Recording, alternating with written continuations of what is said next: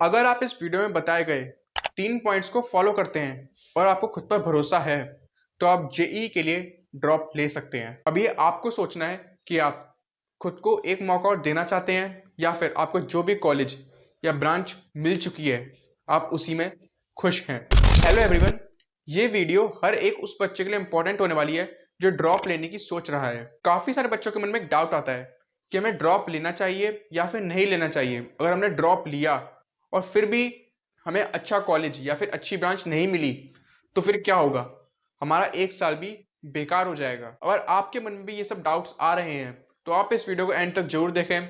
इस वीडियो को देखने के बाद आपके मन में कोई भी डाउट नहीं रहेगा कि आपको ड्रॉप लेना चाहिए या फिर नहीं लेना चाहिए। तो आइए वीडियो की शुरुआत करते हैं।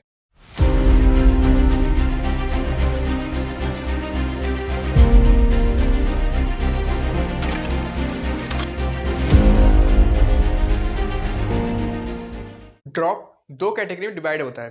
First one partial drop and second full drop. Drop लेने के अलावा एक कैटेगरी उन बच्चों की आती है जो जेईई एडवांस के लिए एलिजिबल होते हैं, लेकिन फिर भी वो ड्रॉप लेना चाहते हैं। तो ऐसे बच्चों को आगे क्या करना चाहिए? अगर आपकी परसेंटाइल 96 टू 98 है और आपको फिर भी कोई भी अच्छा एनआईटी या फिर कोई एनआईटी में अच्छी ब्रांच नहीं मिलती है, तो आप ड्रॉप ले सकते हैं। लेकिन फिर भी आपको जेईई एडवांस का एग्जाम जरूर देना चाहिए, ताकि आप जेईई एडवांस के एनवायरनमेंट को समझ पाएं और आप खुद को नेक्स्ट ईयर और अच्छे से तैयार कर पाएं। नेक्स्ट कैटेगरी उन बच्चों की आती है जिनकी परसेंटाइल 98 से ऊपर है। और आपकी भी परसेंटाइल 98 से ऊपर है, तो आपको भी ड्रॉप के बारे में बिल्कुल भी नहीं सोचना चाहिए, क्योंकि अभी आप में कैपेबिलिटी है कि आप जेईई एडवांस क्रैक करके आईआईटी तक पहुंच सकते हैं।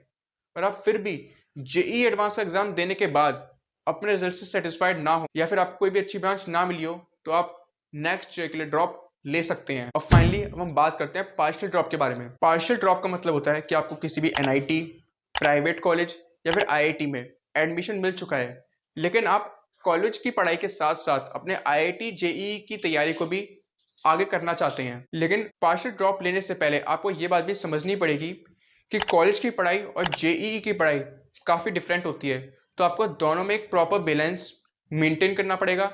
लेकिन पार्शियल ड्रॉप का प्लस पॉइंट ये है कि मान लीजिए अगर आप नेक्स्ट ईयर किसी भी वजह से अच्छा नहीं कर पाए, तो एटलीस्ट आपके पास कोई तो कॉलेज रहेगा जिससे आप अपनी फ्यूचर स्टडी कंटिन्यू रख सकते हैं। एक इंपॉर्टेंट पॉइंट, अगर आपकी रैंक जेईई मेंस में 10,000 तक है, तो आपको किसी भी एनआईटी, डीटीयू, एनएसयूटी या फिर ट्रिपल आईआईटी दिल्ली में आपको 10,000 रैंक में सीएस ब्रांच मिल सकती है।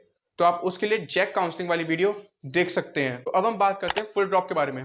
फुल ड्रॉप का मतलब होता है कि आप बिना किसी कॉलेज के 1 साल अपने आईआईटी जेईई को देना चाहते हैं, ताकि आप पूरे कंसंट्रेशन के साथ अपने आईआईटी के सपने को पूरा कर सकें। फुल ड्रॉप आप तभी लें अगर आप कुछ इंपॉर्टेंट पॉइंट्स फॉलो कर सकें। First one 11 to 12 hour study. अगर आप अपने डेली 11 से 12 घंटे स्टडी कर सकते हैं, 11 से 12 घंटे स्टडी में 4 से 5 घंटे कोचिंग और 4 से 5 घंटे सेल्फ स्टडी होनी चाहिए। Second point, maintain proper routine.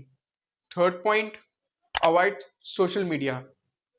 अगर आप बताए गए 3 पॉइंट्स फॉलो कर सकते हैं, तभी आप फुल ड्रॉप लीजिए, वरना आपकी 1 साल खराब हो सकती है। अगर आप ये 3 पॉइंट्स फॉलो कर सकते हैं और आपको खुद पर भरोसा है कि आप नेक्स्ट ईयर अच्छा करेंगे, तो आप ड्रॉप लीजिए। अबे आपको सोचना है कि आप खुद को एक मौका और देना चाहते हैं या फिर आपको जो भी कॉलेज मिला है आप उसमें सेटिस्फाइड हैं। तो इस वीडियो में इतना ही।